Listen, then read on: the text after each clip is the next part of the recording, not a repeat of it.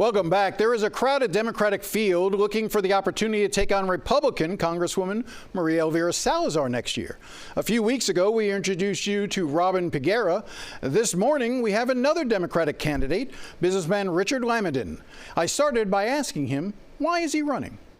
I'm born and raised here in Miami. I built a company, EcoFi, with my brother. We started going door to door, changing out toilet showers and faucets to save people on water and help the environment. And we built it into a nationwide company that gets businesses to reduce carbon emissions, reduce water, and also reduce utility costs for renters. And at a time when the cost of living is incredibly high, that's become incredibly important. I'm running because I'm the father of a 3-year-old son, and I'm deeply, deeply concerned for the future that he's going to inherit from us. We have a Miami that is becoming harder and harder to make it. We have a country that seems like it is ripping itself apart. If you look, the most recent news going on here in this country, we have schools that are regular being shot at. We have a lot of members of our community, their families being ripped apart. And so I'm running because I'm tired of losing as a Democrat. And I also believe that my background as a business owner and as someone who has a Made in Miami story, that I can truly build the coalition to reach people and solve the practical problems that we need to solve here in Miami.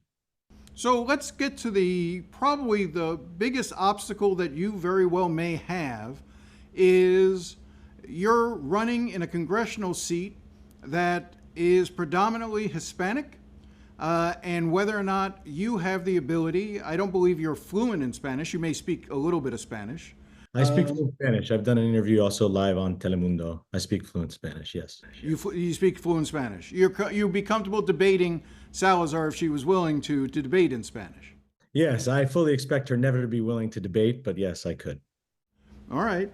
Still, nevertheless, there is a trust factor that folks in that community may not view you as the most trustworthy of candidates as a result, because of that. And you have other candidates who are in the race. Tell me why that won't be an issue in your opinion. Well, as I said before, look, I'm born and raised here in Miami. I speak Spanish because I am from this community and because out of the respect to the many people that I grew up with. I think the trust factor comes down to the fact that I am from here. I have dedicated my life here. I'm raising my family here. I built my business here, and I have done it in the various parts of this community. Whether someone is Hispanic or not, I think is secondary to the fact that people want someone who can deliver. The last 2 Democratic candidates to run for this seat prior to me were both Hispanic, and they lost. The one who ran before that, Donna Shalala, was not Hispanic. And so I think that right now, ethnicity is far secondary to quality. And I think I bring a quality, and I think the fact that I have been successful in living the Miami dream, one that is slipping away from many, is something that resonates not just with the Democrats, but this is a Republican-leaning seat, but also the independents and Republicans that are needed to build a winning coalition. So tell me what you see as the major issues in this race. I think it all comes down right now to 2 things. One of them is opportunity and affordability.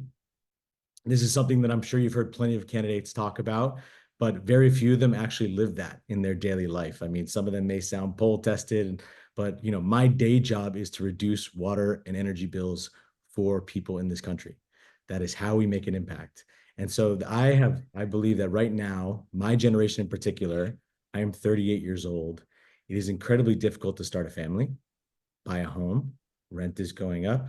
I have a 3-year-old son. There is no public preschool, and I have to send him to preschool, which costs an additional rent.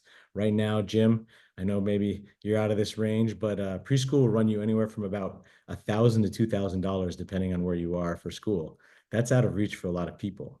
In addition to that, our schools, and the Congresswoman has been a big part of this, have been defunded. Healthcare is being stripped away from over 100,000 people in this district. And so this is something I think is top of mind. The second major issue is obviously the fact that this is a community of immigrants and families are being torn apart. You have a Congresswoman, Maria Elvira Salazar, that on the one hand points out correctly that Venezuela is a narco state, has a bloodthirsty dictator, and we've put a bounty on them that's larger than what we put on Osama bin Laden. But on the other hand, She is backing an administration that has told Venezuelans that their temporary protected status is over and they can go back now. Both of these things cannot be true at the same time. And so I think that right now, the hypocrisy of both Congresswoman Salazar and this administration is coming to the fore. It's the same issue with Nicaraguans, Cubans, Haitians in this community. And so I think that right now, this district is tired of failed leadership and is ready for a new leader that can focus on the practical solutions that move Well, us. let me jump in, and she would argue that she is trying to offer a solution on the immigration issue, that her Dignity Act is one that she thinks is gaining some traction, has a number of sponsors, co-sponsors on both the right and the left, and that she is trying to offer a pathway to bring some sanity back to the immigration debate. Well, I would say that she is a master of political theater.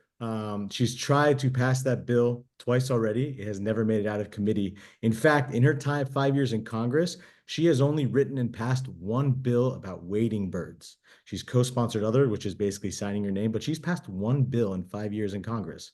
This is a congresswoman who has not been effective for this community, and the Dignity Act is just a way for her to try to cover from the fact that she has not fought when she had the opportunity, when the budget bill passed by one vote, to actually hold up the process to deliver. I mean, her hypocrisy goes back further. On your very program, she went on and was asked by you why she's going to ribbon cuttings for infrastructure projects that she voted against. And she melted when you asked that question because she cannot take the difficult questions. That's why I've been working in the community. We hosted a town hall 2 days ago, which was a packed house of people wanting to ask the Congresswoman questions, but she didn't want her to do her job. And so I did. And I think that people appreciate a leader that actually shows up. You said earlier that this is a district that leans Republican. I know that the voter registration rolls more sharply favor Republicans. I looked at the numbers recently, and the gap is between Democrats and Republicans is growing fairly dramatically. How do you overcome that? How do you just overcome any of the basic structural problems with a district that leans now so heavily towards the Republicans? Well, I think one of the things that has been unfortunate is that magically, when the recent voter rolls were updated, Democrats and independents lost far more voters than Republicans. Well, let me just stop you there. When you say magically, you seem to be inferring that something improper happened. Do you have any evidence that there was anything improper by the supervisor of elections in removing Democrats? I have no evidence. I just wonder why it was so disproportional. So that's a question for journalists, but that is something that was curious. That's all I'll point out. So this district, I think, is less Republican than tired. This is a district that has been led by someone who has not had their best interests at heart. We talk about the fact that she is not offering practical solutions to our problem. She is not in the community actually listening to the issues that people are facing.